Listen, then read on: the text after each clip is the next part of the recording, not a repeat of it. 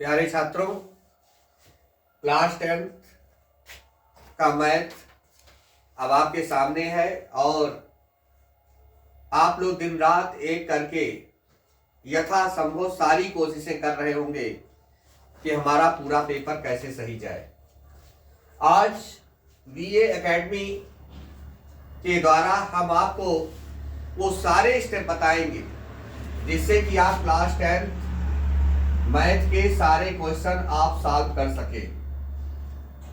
तो सबसे पहले आप चैनल को सब्सक्राइब करना ना भूलें, शेयर कर दें और इस चैनल के माध्यम से आप मैथ में 100% मार्क्स लाने की कोशिश करिए। देखिए, मैथ का पेपर जो होगा बिल्कुल घबराने की बात नहीं है, बिल्कुल सेम पेपर जैसे आप हिंदी का पेपर करके आए, आपको मजा आ गया पेपर देने में, उसी तरह से आप मैथ का पेपर भी दे करके आएंगे और आपको बिल्कुल 100%, अगर आपने इस चैनल को ठीक से देख लिया है, जो बताया गया उसको आपने कर लिया है, तो 100% ये कंफर्म है कि आपका मैथ का पेपर भी उसी तरह से इंजॉयफुल होगा जिस तरह से हिंदी का पेपर था आपका। तो 10th के मैथ के पेपर में हम आपको ले चल रहे हैं। मैथ का पेपर दो भाग में डिवाइड होगा। दो भाग में, एक होगा खंड आ और दूसरा होगा खंड बा। तो हम दोनों खंड के बारे में एक एक करके चर्चा करेंगे कि खंड आ और खंड बा आपको कैसे करने हैं। तो 3 घंटे का ये जो आपको समय मिलता है, 3 घंटे 15 मिनट, ये 15 मिनट आपको पेपर पढ़ने का समय मिलता है, 3 घंटा आपको प्रश्न पत्र को हल करने का जो समय मिलता है, इसके टाइम मैनेजमेंट को अगर आप पहले सही रखेंगे तब आपका ये पेपर पूरा का पूरा सॉल्व होगा। तो सबसे पहले हम बता दें कि खंड आ में क्या आता है और खंड बा में क्या आता है और कैसे आपको टाइम डिवाइडेशन करना है, क्योंकि बहुत बार छात्रों की ये कंप्लेन आती है कि सर आता तो सब था लेकिन छूट गया। तो यहाँ छूटने वाली संभावना ना हो, इसलिए हम आपको खंड आ और खंड बा के बारे में एक एक करके आपको बता रहे हैं किस तरह से आप टाइम का डिवाइडेशन करेंगे। खंड आ में आपको 20 वैकल्पिक प्रश्न मिलते हैं, 20 ऑब्जेक्टिव क्वेश्चन, एमसीक्यू क्वेश्चन आते हैं, ये आपको सॉल्व करके आंसर आपको निकालना होता है। तो आपका 1 घंटे का समय जो होगा वो एमसीक्यू के क्वेश्चन पर होगा। ये एमसीक्यू आपको करना है पहले 1 घंटे में। पहले 1 घंटे में आपको ध्यान रखना है कि आपके एमसीक्यू के जो 20 क्वेश्चन आते हैं वो पूरे हो जाने चाहिए। अगर 1 घंटे से ऊपर का समय जा रहा है तो आप इसको अभी रख देंगे।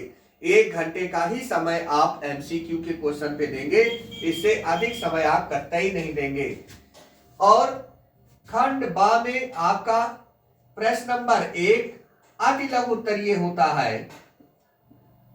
अति लघु उत्तरीय प्रश्न होता है जिसमें आपसे 2-2 नंबर के 6 क्वेश्चन पूछे जाते हैं।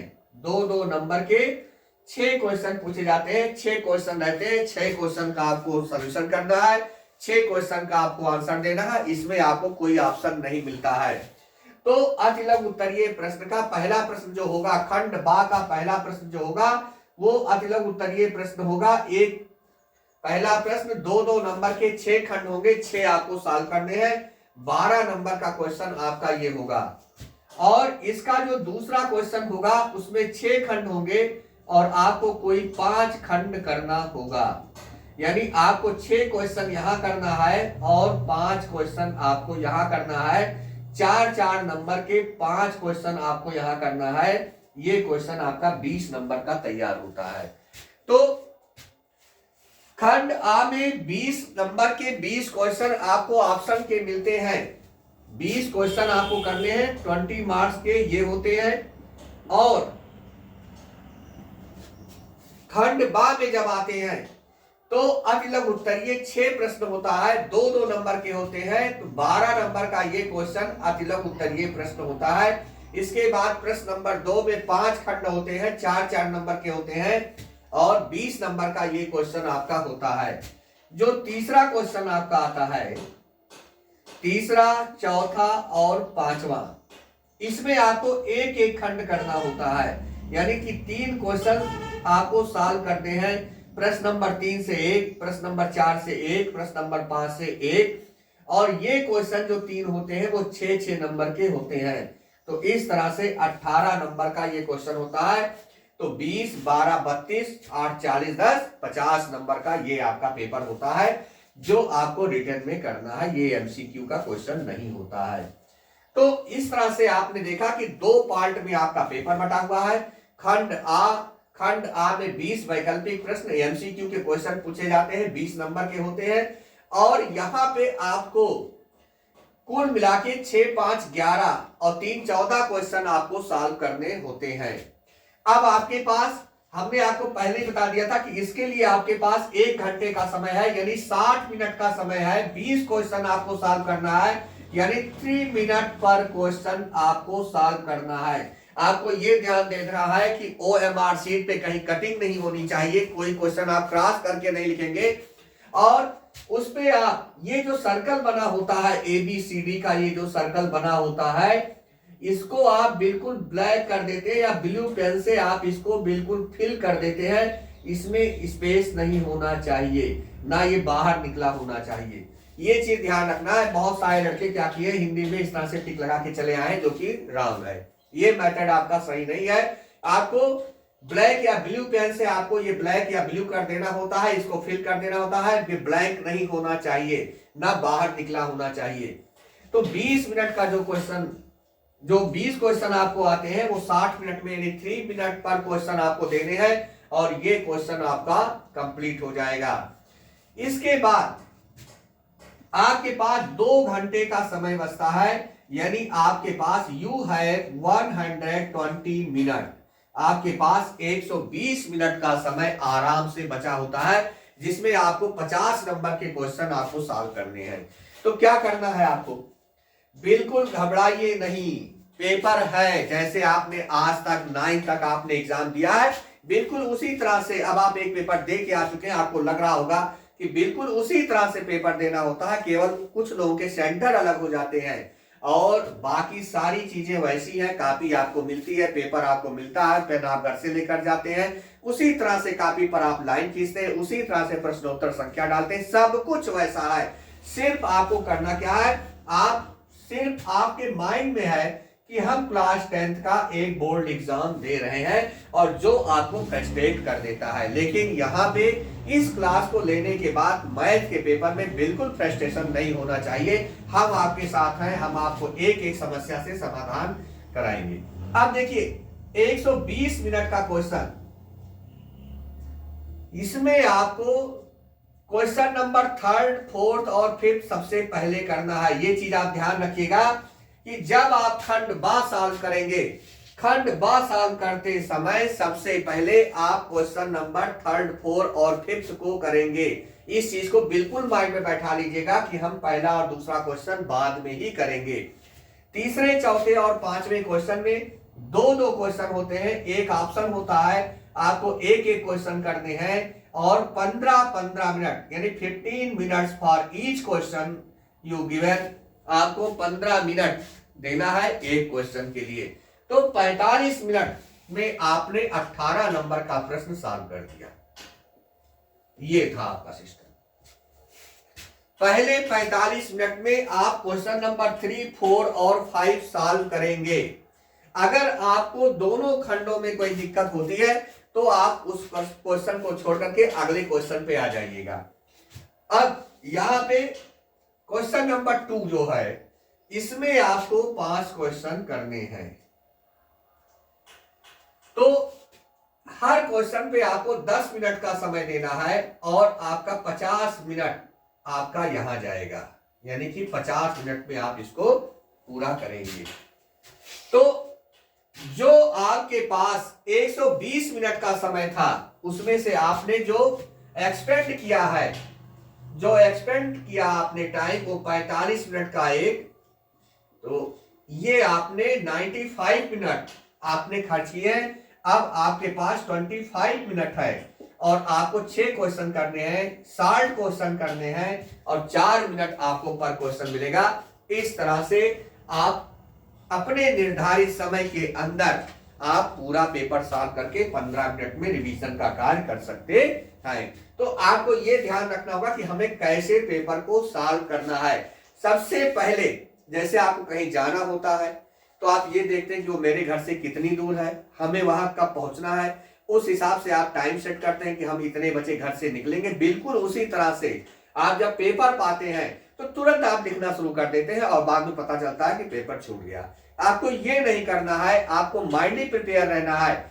आप जब मैच देखते होंगे, अगर आप क्रिकेट देखते होंगे वहां सेकंडों का हिसाब होता है, किस तरह से 50 ओवर एक निर्धारित समय के अंदर फेंके जाते हैं। उसी तरह से आपको 3.25 घंटे में आपको पूरा पेपर सॉल्व करना है, 100% मार्क्स लाना है, ये सोच करके आपको सॉल्व करना है। तो किस तरह से आप टाइम डिवाइडेशन करेंगे ये हमने आपको बता दिया। अब एक बार फिर से बता दे रहे हैं, 20 वैकल्पिक प्रश्न खंड आ में आते हैं। 20 वैकल्पिक प्रश्न खंड आ में आते हैं। हर क्वेश्चन के लिए आपको 3 मिनट का समय दिया जाता है। 1 घंटे में आपको वैकल्पिक प्रश्न कंप्लीट करना होगा। इसके लिए आपको 1 घंटे का समय दिया जाता है। आपको 20 क्वेश्चन 20 मार्क्स से 1 घंटे में सॉल्व करने के लिए दिया गया है। और ये 20 क्वेश्चन आपको जो आपका तैयार होगा, जो आपको आता होगा, फटाफट आप पहले उसको करते जाएंगे, बाद में सोल्यूशन वाले क्वेश्चन आप करेंगे तो आपका टाइम बच जाएगा। दूसरा खंड बा में जब आते हैं तो यहाँ पे question number first, second, third, fourth और फिफ्थ 5 क्वेश्चन आपसे पूछे जाते हैं। Question number third, fourth, fifth में 2-2 क्वेश्चन होते हैं, लॉन्ग क्वेश्चन होते हैं, जिसमें से आपको एक क्वेश्चन करना होता है, 6 मार्क्स का होता है। और ये 3 क्वेश्चन आपको 18 नंबर देता है। तो सबसे पहले आप ईच क्वेश्चन ये 15 मिनट्स, आप सभी क्वेश्चन को 15-15 मिनट का समय देकर के आप इसको पूरा करेंगे और 45 मिनट के अंदर आप 18 नंबर के क्वेश्चन को पार कर जाएंगे। इसके बाद आपके पास क्वेश्चन नंबर 2 है, 5 खंड करने हैं, 4 नंबर के होते हैं सभी खंड और 20 नंबर का ये क्वेश्चन होता है। आपको इस क्वेश्चन पे 10-10 मिनट का समय देना है और 50 मिनट में आप ये क्वेश्चन सॉल्व कर देंगे। इसके बाद अतिलघु उत्तरीय प्रश्न के लिए आपके पास 4 मिनट का समय बचता है हर क्वेश्चन के लिए, यानी 24 मिनट का समय बचता है और आप ये 12 नंबर कंप्लीट करेंगे। तो इस तरह से ये हो गया आपका टाइम डिवाइडेशन। अब हम आपको बताते हैं खंड आ से कैसे प्रश्न पूछे जाएंगे।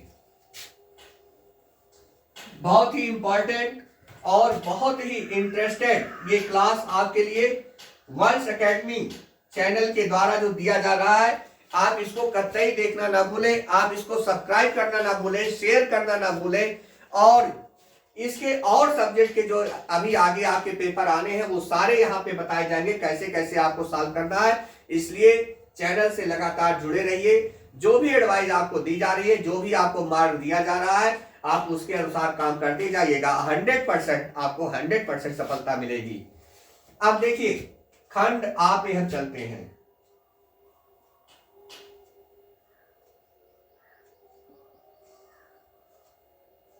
यहां आपके 20 MCQ आने हैं।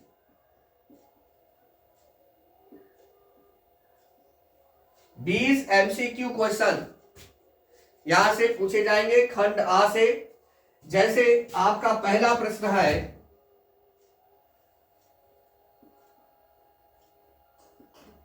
एक त्रिभुज की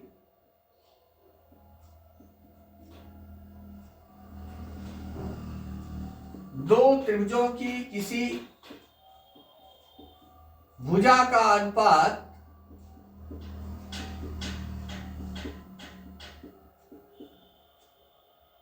4:5 है। The ratio of the side of any two triangle is 4:5। दो त्रिभुज की किसी भुजा का अनुपात 4:5 है, तो इनके क्षेत्रफलों का अनुपात क्या होगा? तो इनके क्षेत्रफलों का अनुपात क्या होगा? ये क्वेश्चन आपसे पूछा गया और आपको ऑप्शन दिया गया।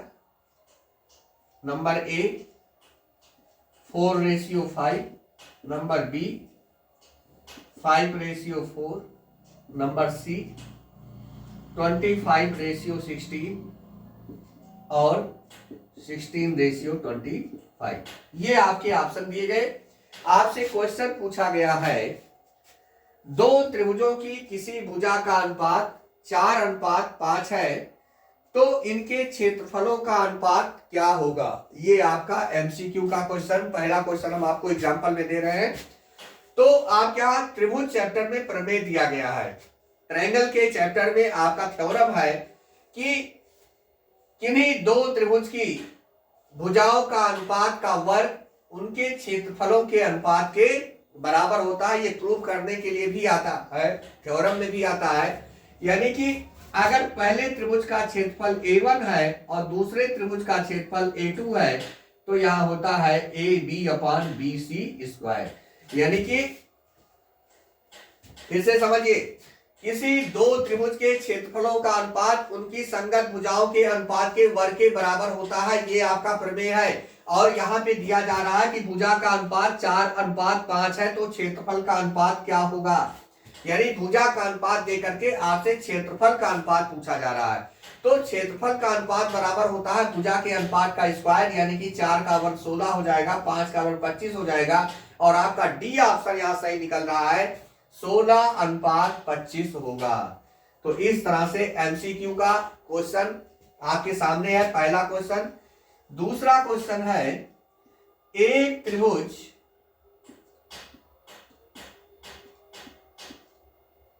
का क्षेत्रफल, एक त्रिभुज का क्षेत्रफल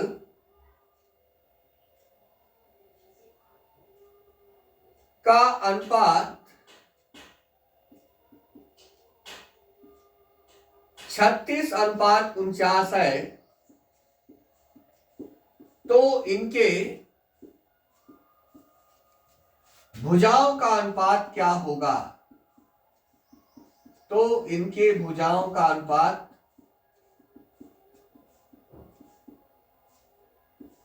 क्या होगा, ये पूछा गया आपसे। एक त्रिभुज के क्षेत्रफल का अनुपात 36:49 है। The ratio of the area of the triangle, दो त्रिभुज of two triangle is 36:49, then find the ratio of the side। अब आपका ऑप्शन दिया गया,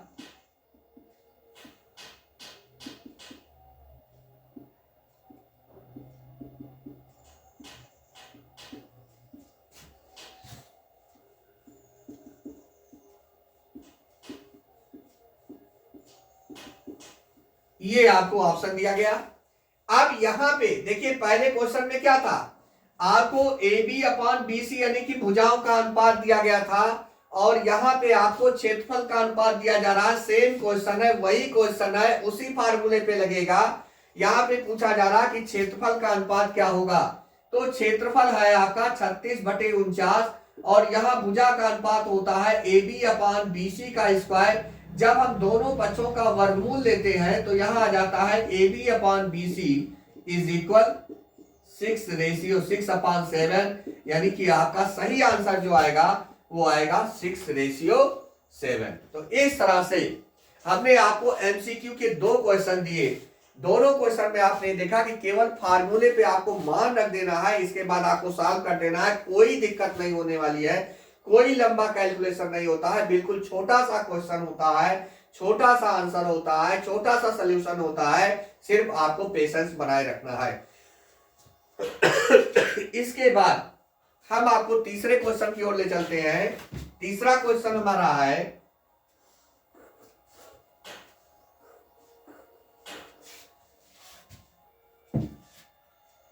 थर्ड क्वेश्चन, एक वृत्त की परिधि 154 पाई है। वृत्त का क्षेत्रफल क्या होगा। वृत्त का क्षेत्रफल क्या होगा।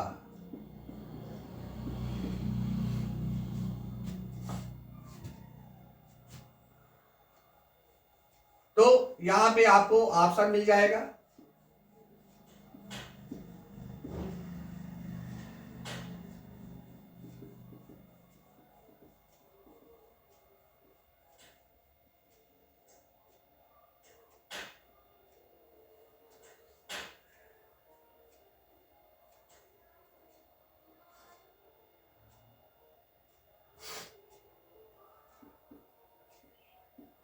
यहां आपको 4 ऑप्शन मिलेंगे, ABCD। आप कैसे सॉल्व करेंगे ये देखिए।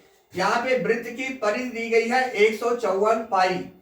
तो वृत्त की परिधि जो होती है, वृत्त की जो परिधि होती है वो होती है 2 पाई r। अब यहां मान लीजिए दिया गया 77।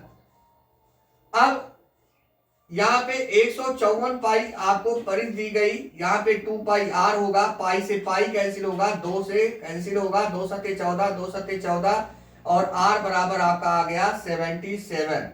अब वृत्त का क्षेत्रफल जो होता है, वृत्त का क्षेत्रफल वो होता है पाई r स्क्वायर, यानी यहां हो जाएगा 22/7 गुणे 77 गुणे 77। ये आपका आया, 7 से कट जाएगा, 1 1 आ जाएगा, 11 दूना 22, 11 दूना 22 और 2 24 गुणे 77, यानी कि 242 को आप 77 से मल्टीप्लाई करेंगे। 7 दूनी 14, 7 चौक 28, 1 29, 7 दूनी 14, 2 16। फिर यहाँ आ जाएगा 4 9 6 1, आप ऐड करेंगे तो 9 4 13, 9 6 15, 16, 6 1 7 1 8, 18,634 आपका एक ऑप्शन मान लीजिए आ गया।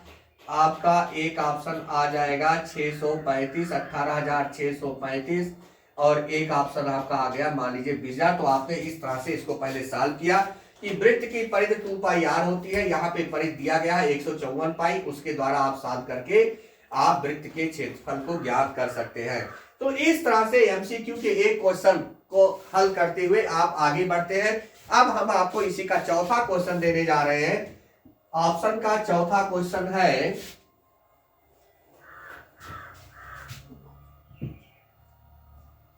Question number 4। एक वृत्त के त्रिज्यखंड का क्षेत्रफल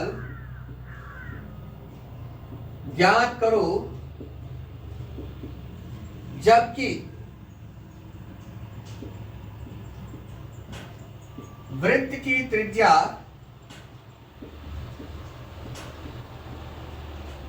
7 सेंटीमीटर तथा त्रिज्यखंड पर बना कोण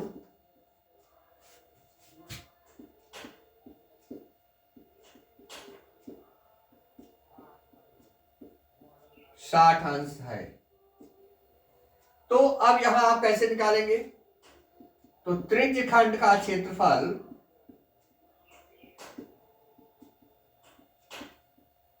बराबर होता है थीटा बटे 360 गुणे पाई r स्क्वायर। ये आपका फार्मूला है, थीटा बटे 360 गुणे पाई r स्क्वायर। इससे आप सॉल्व करते हैं तो थीटा आपका दिया गया है 60 डिग्री, यानी 60/360 इंटू 22/7 और r आपका 7 दिया गया है।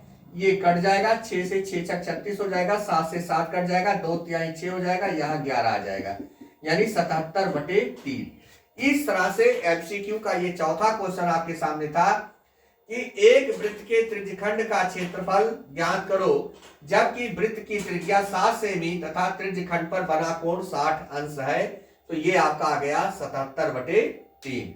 तो इस तरह से एमसीक्यू के जो भी क्वेश्चन आपके पास आएंगे उसमें आपको केवल हमने आपको टाइम निर्धारित कर दिया है कि 3 मिनट में आपको एक क्वेश्चन सॉल्व करना है, और आप ये देख रहे हैं कि 3 मिनट से भी कम समय लग रहा है एमसीक्यू के क्वेश्चन को सॉल्व करने का। पांचवा क्वेश्चन है 6 10 20 का लसापा ज्ञात करो। लसापा ज्ञात करो, यानी कि आपको क्या निकालना है? एलसीएम निकालना है। 6 10 और 20 का एलसीएम आपको तुरंत निकाल देना है। 2 से 2 तिहाई 6, 2 पंचे 10, 2 तिहाई 20। फिर आप 3 से इसको कैंसिल करेंगे, 1 आ जाएगा, यहाँ 5 आ जाएगा, यहाँ 10 आ जाएगा। फिर आप इसको 5 से कर दीजिएगा, 1 आ जाएगा, 1 आ जाएगा, 2 आ जाएगा, फिर लास्ट में आपने 2 से कर दिया तो 2 इंटू 3 इंटू 5 इंटू 2, 2 3 जा 6, 5 जा 30, 60 आपका आंसर आ रहा है।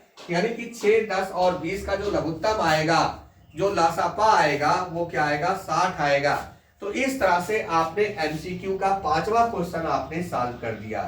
जो भी क्वेश्चन आएंगे इसी मेथड पे आएंगे, इसी सिद्धांत पे आएंगे। आपको सिर्फ यहाँ पे एक बार देख लेना है कि हमसे किस तरह के क्वेश्चन पूछे जाएंगे। अब हमारा अगला क्वेश्चन है, क्वेश्चन नंबर 6 आपका आएगा। एक बेलन के आयतन का सूत्र होता है, आयतन का सूत्र होता है। अब दिया गया फर्स्ट ऑप्शन आपको 2 पाई आर, सेकेंड दिया गया 2 पाई आर एच, तीसरा दिया गया पाई आर स्क्वायर एच, और चौथा दिया गया 2 पाई आर स्क्वायर एच। अब बेलन के आयतन का सूत्र क्या होता है, पाई आर स्क्वायर एच होता है। आपको यह ध्यान रखना है, आपका टिक कहां लगेगा, गोले पे जो टिक होगा वो सी नंबर पे होगा इस क्वेश्चन के लिए। अगर क्वेश्चन नंबर 6 यहां दिया गया है तो आप सी पार्ट को इस तरह से ब्लैक कर देते हैं। 7वां क्वेश्चन आपका है 6 5 3 4 का समांतर माध्य क्या होगा।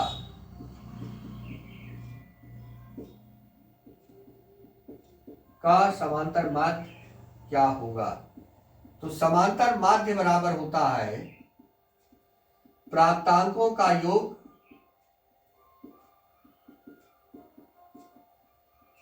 बटे प्राप्तांकों की संख्या।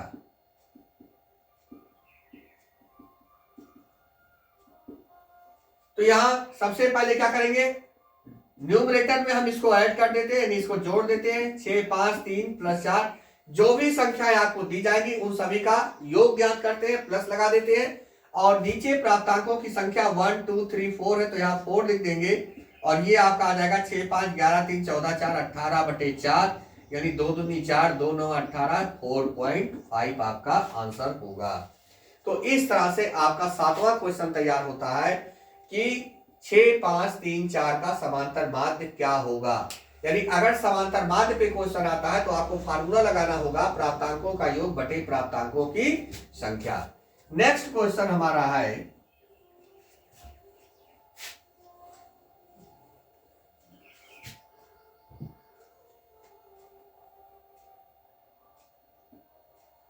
क्वेश्चन नंबर 8,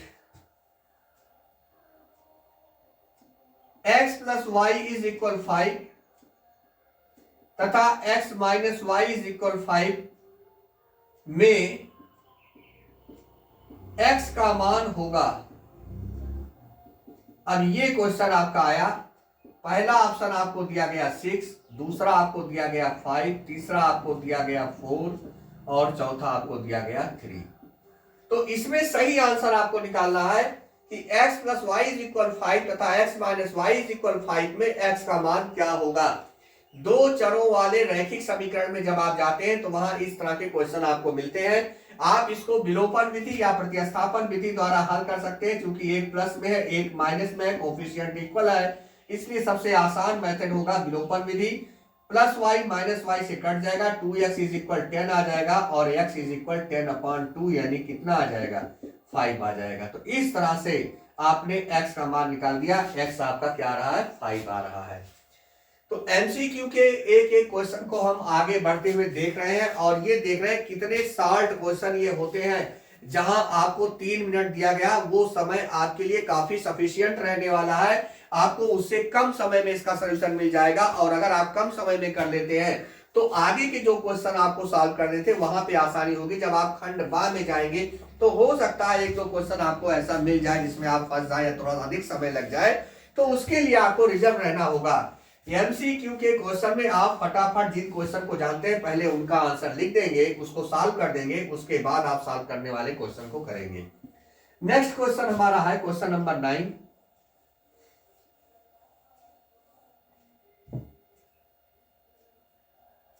क्वेश्चन नंबर 9,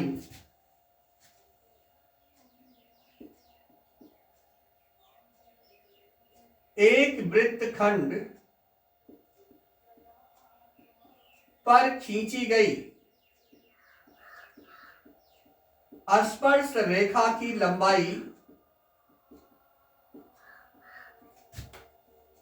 लंबाई होती है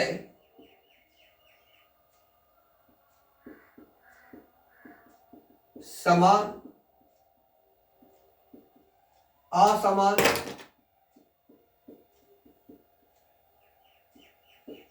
कुछ भी नहीं, इनमें से कोई नहीं। ये आपका ऑप्शन आ गया। तो आपको क्या करना है, किसी वृत्त पर खींची गई स्पर्श रेखा की जो लंबाई होती है वो हमेशा क्या होती है, समान होती है। आपको ये याद रखना है, किसी वृत्त पर खींची गई स्पर्शी रेखा की लंबाइयां जो होती है, एक बिंदु से खींची गई स्पर्श रेखा की लंबाइयां जो होती है वो हमेशा समान होती है। ये आपको ध्यान रखना है। इस तरह से ये आपका क्वेश्चन नंबर 9 कंप्लीट हुआ। अब हम आपको ले चलते हैं क्वेश्चन नंबर 10 की तरफ।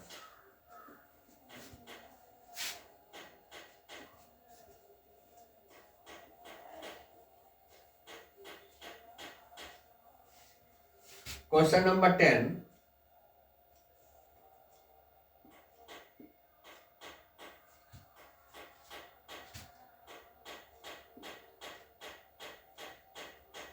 द्विघात समीकरण के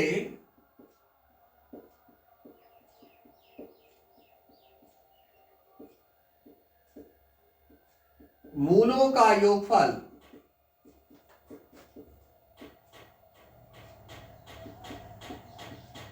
होता है b/a minus b/a c/a minus c/a। ये क्वेश्चन आपका है कि द्विघात समीकरण के मूलों का योगफल कितना होता है। तो द्विघात समीकरण ax² + bx + c = 0 के मूलों का योगफल होता है -b/a। द्विघात समीकरण के मूलों का योगफल होता है -b/a। तो आपका कौन सा ऑप्शन सही है, बी ऑप्शन आपका सही है। तो इस तरह से हमने 10 क्वेश्चन एग्जांपल देकर के आपको हमने समझा दिया कि किस तरह से एमसीक्यू के क्वेश्चन आते हैं। हमारे अगले क्लास में हम आपको खंड बा के क्वेश्चन समझाएंगे। क्वेश्चन नंबर 1 से लेकर के 5 तक के सारे क्वेश्चन आपको समझाए जाएंगे। आप हमारे चैनल से जुड़े रहिए, इसको सब्सक्राइब कर दीजिए, इसको शेयर कर दीजिए। धन्यवाद।